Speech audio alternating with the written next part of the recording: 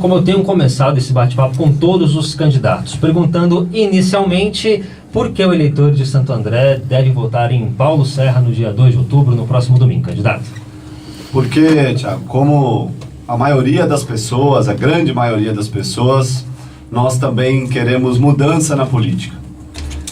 Essa eleição é a eleição, talvez, a eleição mais importante, mais emblemática dos últimos tempos, porque será a primeira eleição após as manifestações, após a indignação que o povo brasileiro e o povo de Santo André demonstrou nas ruas.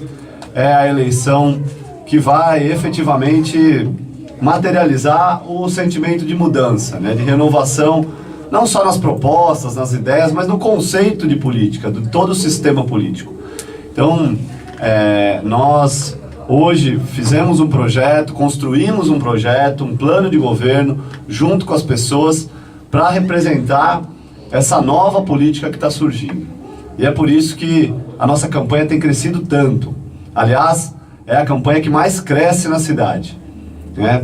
Proporcionalmente também é a mais atacada, mas isso para nós é bom sinal e é estímulo para a gente continuar trabalhando, continuar levando as nossas ideias.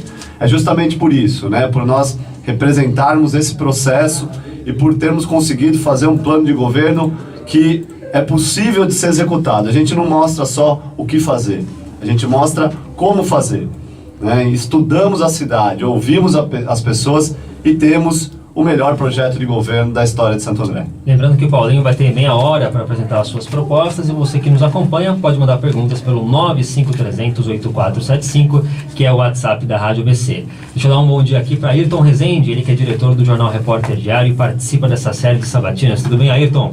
Tudo bem, Thiago. Bom dia aos ouvintes da Rádio ABC e bom dia ao candidato Paulo Serra. Bom dia, Ayrton. Bom dia. Pode me chamar de Paulinho, viu? Os amigos me chamam assim. Tá certo. É que você adotou o Paulo Serra na campanha, né? Então, Paulinho, eu vou fazer uma pergunta já sobre a sua experiência administrativa no governo Carlos Grana, que é a questão da mobilidade, né? Dois projetos do prefeito Carlos Grana, ao qual você administrou junto com ele, era a questão de obras viárias, né? Um prolongamento da passagem do viaduto Castelo Branco e a alça de acesso do Adib Chamas. Por que esses projetos não andaram? Faltou capacidade gerencial? Boa pergunta, então obrigado pela oportunidade de reforçar aqui essa questão da experiência, tanto os 8 anos de Câmara Municipal, quanto os 2 anos e meio como secretário da cidade de Santo André, né, foram importantes, fundamentais, para a gente hoje estar muito mais convicto de que dá para fazer uma gestão muito melhor do que as últimas 2 que passaram. Então, a experiência foi importante sim, né? Diferente de outros candidatos que escondem o passado, escondem a trajetória, eu tenho muito orgulho da minha vida pública, né? Ando de cabeça erguida na cidade que eu nasci, na cidade que eu crio minha filha, que eu vivo com a minha família e meus amigos, e essa experiência na secretaria, ela nos mostrou que o modelo de gestão não funciona dos últimos 10 anos. E é justamente aí a causa desses projetos não terem sido efetivados. Nós fizemos a parte toda do projeto executivo, os estudos de mobilidade, credenciamos no Banco Interamericano de Desenvolvimento, no BID, conseguimos credenciar, mas para todo projeto, para todo financiamento, existe a contrapartida da prefeitura, ainda que pequeno. A gestão financeira orçamentária da última gestão, infelizmente, foi a pior gestão dos últimos tempos. A cidade está completamente quebrada. O senhor está dizendo que esse projeto não serve por causa da gestão financeira? Sem dúvida nenhuma. Não da gestão administrativa? A incapacidade... Não, claro que não. A incapacidade da gestão financeira, por causa do modelo equivocado da gestão. E aí o modelo não é dessa, é dos últimos 10 anos. O modelo de gestão dos últimos 10 anos, Ayrton, levou a nossa cidade... de toda a região metropolitana, Santo André foi a cidade que mais empobreceu, perdeu a sua capacidade de gerar emprego e renda, perdeu o protagonismo econômico, ou seja, nós perdemos a arrecadação, empobrecemos. Então, com o empobrecimento da cidade, claro que a cidade perde a sua capacidade de investimento, isso vem nos últimos 10 anos. E aliado a isso, a máquina administrativa foi sendo inchada. Muitos cargos políticos, contratos antigos, ultrapassados, que não foram revisados, não foram modernizados. essa conta, essa equação de uma máquina inchada e antiga e pesada, com o empobrecimento do outro lado da receita, levou à situação que a gente está vivendo hoje, da perda de capacidade de investimento. E aí, quando acontece isso, Santo André não tem nem condição de prestar algumas contrapartidas, como era o caso do BID. O projeto foi reduzido, né, o projeto do BID, mas, por exemplo, no nosso plano de governo, o Adib Chamas, a gente não precisa de financiamento externo para terminar. Está aí. A gente vai fazer com recurso próprio. Dá para fazer. Vamos fazer as duas. Uma, a do Castelo Branco, precisa desse projeto com o BID, que já está em fase final de aprovação no Senado. A outra, que é o Adib Chamas, custa 15 milhões de reais. Se a gente fizer uma boa gestão, enxugar a máquina, voltar a gerar emprego e renda, fazer com que a cidade volte a funcionar, colocar ordem na casa do ponto de vista orçamentário, a cidade que arrecada ainda 1 bilhão e 500 milhões por ano, vai ter condição de investir apenas 15 milhões para fazer uma transposição, uma passagem tão necessária, não só para a questão da mobilidade, viu, Ayrton? É uma questão até da autoestima ali do segundo subdistrito. Você, morador do segundo subdistrito, que está ouvindo a gente, sabe o que eu estou falando. O segundo subdistrito é esquecido. E no nosso governo nós vamos dar para aquela região da cidade o tratamento que ela merece. E o viaduto é o primeiro passo, integrar a nossa cidade, né? 15 milhões é muito pouco pelo benefício que vai trazer para toda Santo André. Candidato, o senhor fala em gestão equivocada, né, do prefeito Carlos Grana. O senhor faz parte desse governo ao longo de todo o ano de 2013, todo o ano de 2014 e metade de 2015. 2 anos e meio não é muito tempo para chegar à conclusão que essa gestão é equivocada. Por que isso não saiu antes do governo? Não, não é. A Secretaria de Mobilidade Urbana e Obras é uma secretaria essencialmente operacional, não é estratégica. E aí só quem teve a experiência dentro da gestão que começa a entender isso de uma forma melhor, né? Eu já vi candidatos falando disso, daquilo, mas não tem experiência às vezes, né? Nunca administrou nada, vai querer administrar a cidade. Agora, a Secretaria de Obras, ela trabalha com orçamento fechado, não participa das decisões do governo, não participa das questões estratégicas, ela simplesmente executa, né? E vai atrás de projetos daquela área específica. Para você ter uma ideia, apesar de ser uma secretaria importante, só 10% do orçamento ia para lá. 10%. Saúde é 38%, educação é 25%, Secretaria de Governo são outros tantos, né? Então, ela é essencialmente operacional. E eu acreditei que poderia dar certo. Não vou aqui ficar... Aliás, a cidade acreditou, né? Quem me conhece sabe, eu nunca fui petista, nunca gostei do PT. Isso é uma bobagem que falam por aí, né? É bom até a oportunidade da gente falar. O que aconteceu é que em 2012 a cidade não teve opção. Quando eu fui impedido de ser candidato, a cidade não teve opção, nós não tínhamos opção. E todos acreditaram nesse projeto do atual prefeito para tentar evitar um mal maior, que era a continuidade do ex-prefeito, depois de tanto escândalo de corrupção. Foram mais de 30 denúncias, alguns que geram consequências até hoje. O ex-prefeito responde como réu numa ação de formação de quadrilha e venda de licença ambiental. Não sou eu que estou dizendo, é a justiça. Ele está lá com várias pessoas envolvidas até hoje, né? Não, a cidade não podia continuar naquela gestão mergulhada em escândalos.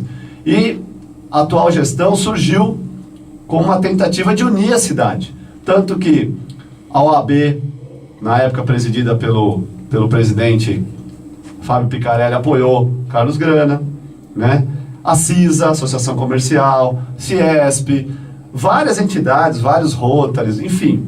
A cidade acabou apoiando, né? E ninguém dessas pessoas são petistas, né? Agora, a decepção veio com o modelo. Quando o governo deixou demorou 2 anos e meio para chegar a essa conclusão de que estava equivocado? É um modelo de gestão por que não antes, por exemplo? Que se baseou no financiamento externo, que não aconteceu. A última gestão do prefeito... Financiamento externo, você fala, é o governo federal. Federal. Né? Aqui, na nossa cidade aqui vizinha, cidade de São Bernardo do Campo, também foi feito o projeto baseado no financiamento externo, mas os financiamentos aconteceram. Né? São Bernardo recebeu 1 bilhão. Agora tem um monte de obra parada também. Mas, nos primeiros 4 anos, né, tanto que o Marinho foi reeleito. E bem reeleito. Né? Por quê? Porque o projeto deu certo. Aqui a gente foi esperando. Vamos tentar, vamos ver, vamos lá. vai vir o dinheiro, vai vir o recurso, vai dar certo. Não deu, falhou, né? E aí dentro da gestão a gente percebeu que não é só esperar também financiamento externo, não. A cidade precisa fazer a lição de casa e não fez nos últimos 10 anos.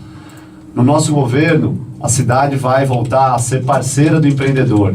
Nós vamos voltar a incentivar quem gera emprego e renda. Gerou emprego, vai pagar menos imposto. Nós vamos criar o poupa-tempo do empreendedor para Santo André voltar a receber investimento. E mesmo quem já está na cidade e for gerar emprego a mais, também vai ter apoio da prefeitura municipal. Não dá mais para a gente ter uma prefeitura como é hoje, que é inimiga do empreendedor. A prefeitura só atrapalha a vida de quem quer investir. Você que está em casa ouvindo, sabe? Vai abrir desde um salão de cabeleireiro a uma grande empresa, a prefeitura atrapalha. Não faz nada para o investimento vir para Santo André.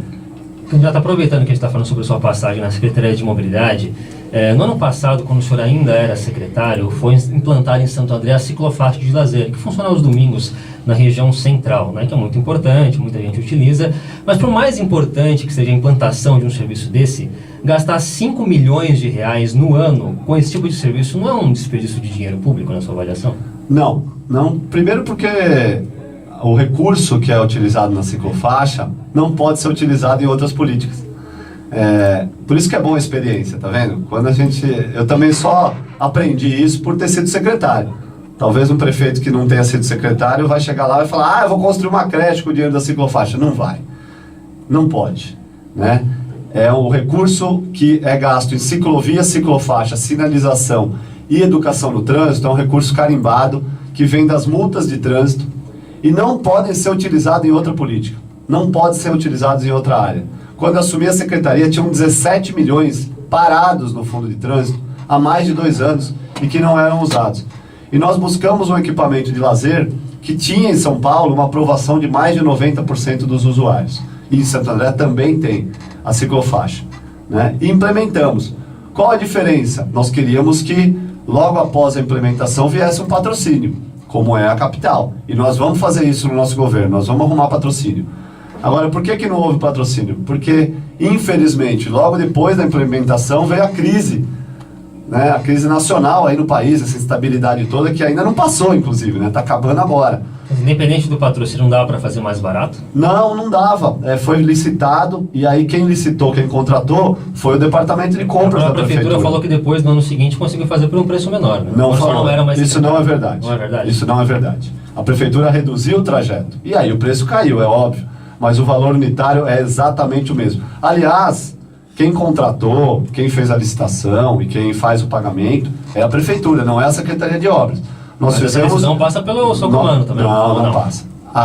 Desde a gestão do ex-prefeito Aidan, todas as compras, todas as licitações foram centralizadas na Secretaria de Governo, na época do secretário Nilson Bonomi. Os motivos eu não vou discutir aqui, né? Mas, antigamente, há 10 anos atrás, a Secretaria de Obras contratava, a Secretaria de Educação contratava e a Secretaria de Educação contratava. Desde a gestão do ex-prefeito Aidan, que essas contratações não são feitas nas áreas mais, elas são feitas na Secretaria de Governo. Ele centralizou. É uma opção dele, né? Tudo na mão do Bonomi. É uma opção dele, né? E aí não passa mais pelas áreas técnicas a contratação. Agora eu quero dizer aqui para você, se tiver qualquer tipo de irregularidade, de sobrepreço, que investigue, que mude, que rescinda o contrato. Eu quero repetir que a minha vida, a minha história é transparente. Todos os contratos que a gente assinou, todos os projetos que eu pude fazer na Câmara Municipal, de toda a minha história pública, todos estão aprovados. Todos. Eu não tenho nenhuma pendência nesse sentido e eu me orgulho muito disso. E é por isso, vou repetir, que a nossa campanha tem crescido tanto. A ciclofaixa de lazer precisa de ajuste? Claro que precisa. Todo equipamento público precisa ajustar. Eu mesmo sempre discuti a questão do horário, que atrapalha o trânsito, porque vai um pouco até mais tarde, talvez reduzir um pouquinho e começar mais cedo. Mas nós queremos levar ela para outras regiões da cidade. Quem sabe, passando essa crise, agora com o impeachment, com o país voltando aos trilhos, quem sabe a gente não consegue um patrocínio e aí utiliza esse dinheiro em outras coisas dentro da mobilidade, porque fora da mobilidade não pode ser utilizado. Paulinho, eu queria voltar à questão da mobilidade, na questão do transporte. Eu queria citar alguns acontecimentos, alguns fatos. Eu queria que você comentasse qual seria a sua opinião e realizações. Primeiro ponto. O empresário Ronan Maria Pinto, em depoimento ao juiz Sérgio Moro, disse que em 2004, 70% da arrecadação do transporte era em espécie. Ele disse no depoimento agora recente que esse valor reduziu para 40%.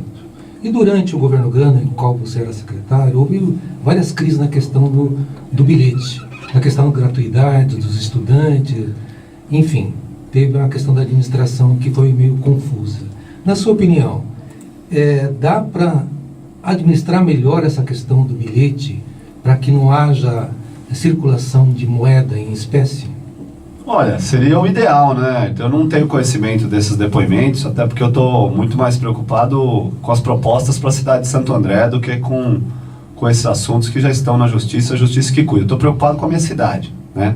Aliás, vim aqui também para falar de propostas e não para discutir assuntos nacionais. Mas essa questão do bilhete único, sem dúvida nenhuma que o sistema de transporte da cidade precisa ser racionalizado. Nós temos um sistema de transporte hoje com relação aos itinerários, às linhas e às operações que ainda são da década de 90. Nós já temos uma pesquisa Origem e Destino que nós deixamos pronta para ser contratada, que vai revisar todos os itinerários da cidade.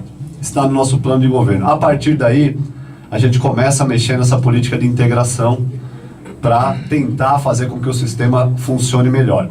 Hoje, o sistema realmente é caro, tem muitas linhas que não funcionam, e não funcionam não só do ponto de vista econômico, não funcionam para o usuário.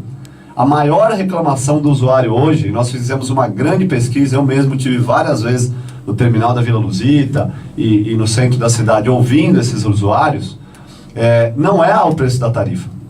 A maior reclamação do usuário é a pontualidade e o tempo de espera da viagem. Segunda reclamação, lotação e a limpeza, a conservação dos ônibus. A terceira preocupação que é o preço da tarifa. Então, baseado nisso, a gente prefere racionalizar o sistema, né, fazer com que esses itinerários sejam alterados, para a gente ter de novo um serviço público de qualidade e aí poder rever a questão da integração.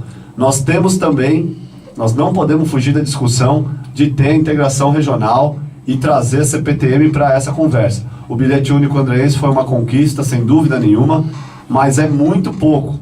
Ele não faz a integração que o nosso usuário precisa, porque 37% das pessoas que usam o transporte público da cidade integram com um outro transporte que não é da nossa cidade. Ou vão para a CPTM ou vão para o trólebus. Então, se não tiver integração, pelo menos com a Metra e com a CPTM, o bilhete único perde muito a sua essência, a forma de trabalhar. Candidato, só aproveitando o gancho que a gente está falando de mobilidade, tem pergunta de ouvinte já aqui, o pessoal participando.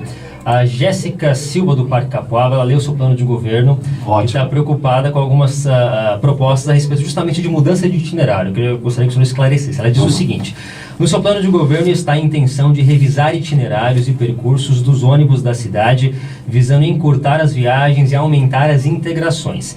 Existe a intenção de reduzir o número de linhas ou o itinerário dos ônibus na região do Parque Capoava?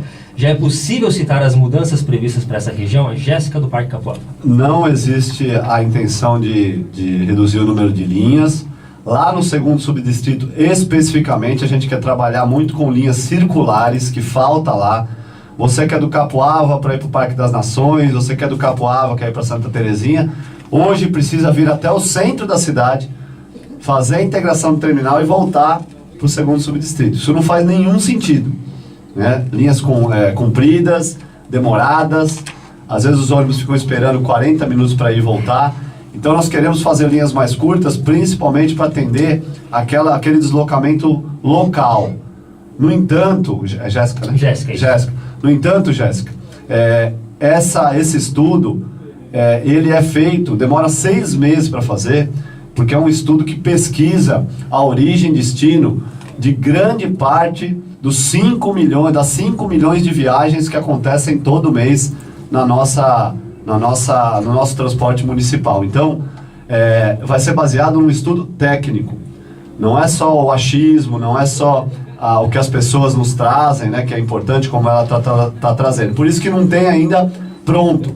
O que tem é um conceito, o que tem é uma conclusão, o que tem é uma grande reclamação das pessoas que os itinerários hoje da cidade não atendem mais os equipamentos que existem na cidade. E eu vou dar exemplos. Só o número de shoppings que aumentou na cidade nos últimos 10 anos, que não existiam. Os itinerários não atendem. Equipamentos de saúde, Hospital Mário Covas, Hospital da Mulher, não existiam. Né? Os itinerários não atendem diretamente. Poupa Tempo é agora, novo. Os itinerários não atendem. Né? Então, só para dar alguns exemplos de postos, de locais que surgiram na cidade, que atraem pessoas e que não houve nenhuma política para o sistema público de transporte abastecer ou facilitar a vida das pessoas nesse sentido. É assim que a gente quer trabalhar. Candidato, um dos seus materiais de campanha distribuídos pela cidade diz o seguinte: em 2013, Paulo Serra assumiu a Secretaria de Obras e Serviços Públicos da Prefeitura, onde percebeu que é possível fazer muito pela cidade. Ele implantou o bilhete único, os corredores de ônibus, a ciclofaixa de lazer, modernizou os parques Celso, Daniel e Pignatari, entre outras ações. Alguns seus adversários, eles mais especificamente apoiadores do prefeito Grana, dizem que o senhor tem apresentado realizações do governo como se fossem suas. Eu queria entender, o senhor pode até esclarecer pra gente, quem é o pai dessas crianças afinal? É Paulo Serra? É Carlos Grana? São os dois? E afinal, dá para fazer muito ou dá para fazer pouco na Secretaria de Obras que o senhor ocupou? O pai da criança é a administração da cidade de Santo André, da qual fiz parte. Agora, a pasta foi a Secretaria de Obras, a gente conseguiu realizar essas coisas, né? Então, não há essa discussão. O importante é que isso aconteceu, né? Com relação ao que dá para fazer, dentro dos 10% do orçamento, e sem participar da estratégia do governo, dentro do que cabe à Secretaria de Obras, nós fizemos muito. Agora, daria para fazer mais se o modelo de gestão da cidade fosse um modelo que recuperasse a capacidade de investimento da cidade. Infelizmente, o modelo de gestão que se baseou apenas no financiamento externo, que não aconteceu, e não voltou a plantar, ou seja, não voltou a gerar emprego e renda, não enxugou a máquina, nos impediu de fazer mais. Então é assim que a gente quer trabalhar. Não adianta, a Secretaria de Obras é consequência, não é a causa. Nós temos que mexer na causa. E a causa do problema de Santo André é o empobrecimento, é uma gestão pesada, é uma máquina antiga, ultrapassada, que precisa ser modernizada e recuperar o protagonismo econômico da cidade. Sem isso, sem a cidade recuperar sua capacidade de investimento, não dá pra gente falar de saúde, de educação. Aí é promessa da velha política. E eu tenho ouvido muito, infelizmente. Nós não vamos fazer isso. Nós queremos ganhar essa eleição com um projeto forte, um projeto sério, um projeto transparente, conversado com as pessoas, mas com a convicção de que a gente, mudando a cara da gestão, nós vamos conseguir fazer mais pela cidade. Paulo Serra, eu queria mudar um pouquinho de tema, a questão da saúde. Pois não.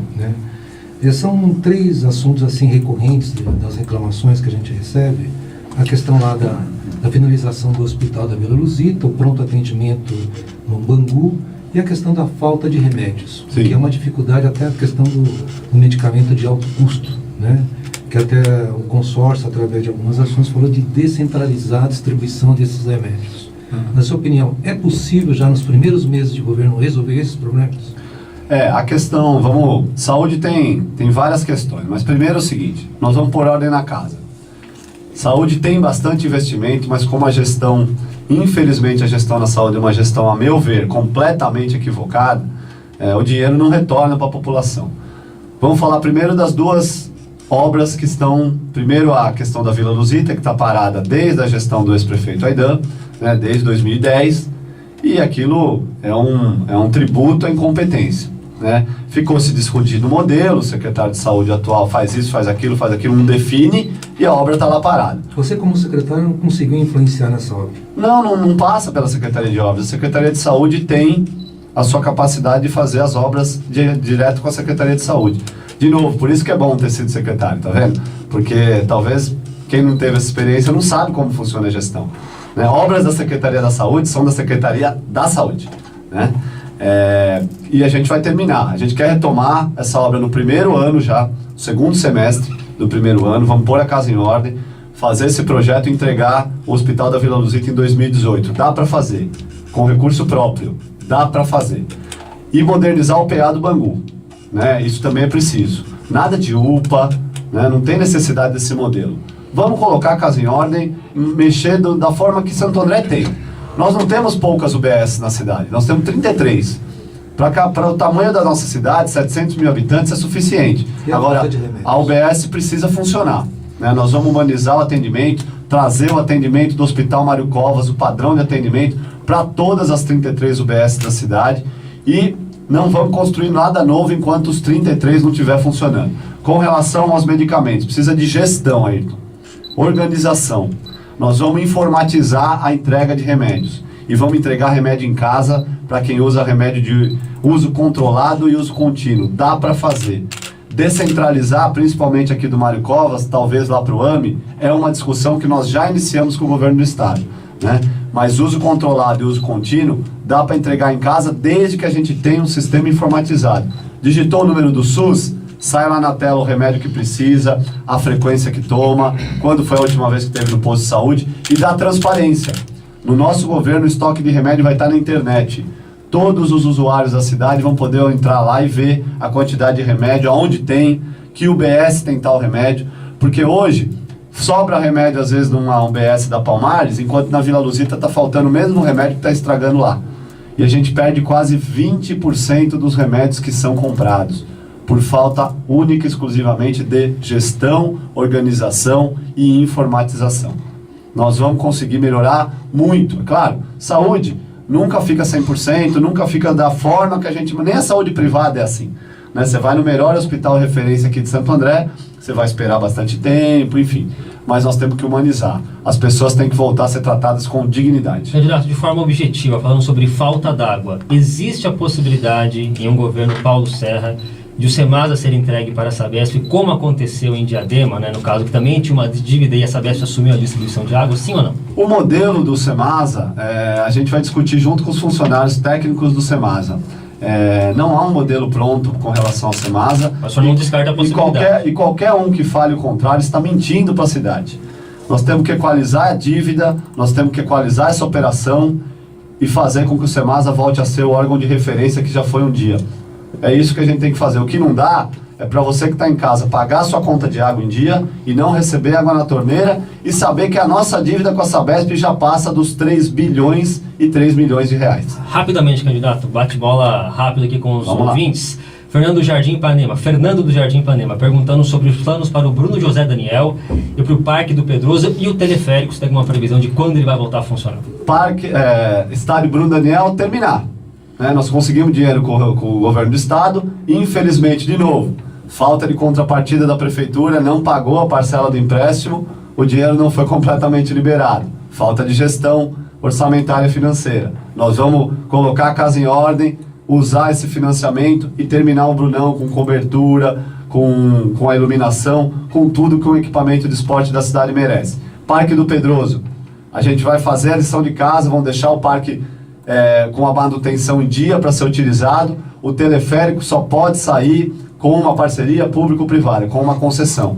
A cidade não tem condição de manter um equipamento daquele. Dá para fazer. Eu tive em Aparecida no mês de maio lá, fui agradecer, levei minha filha Maria Carolina lá no Santuário de Aparecida, e lá foi feito um teleférico para você acessar lá a catedral, a igreja, em parceria público-privada. Funciona muito bem, de primeiro mundo, porque aqui, que é mais bonito até a vista, a gente não consegue fazer. Nós vamos atrás.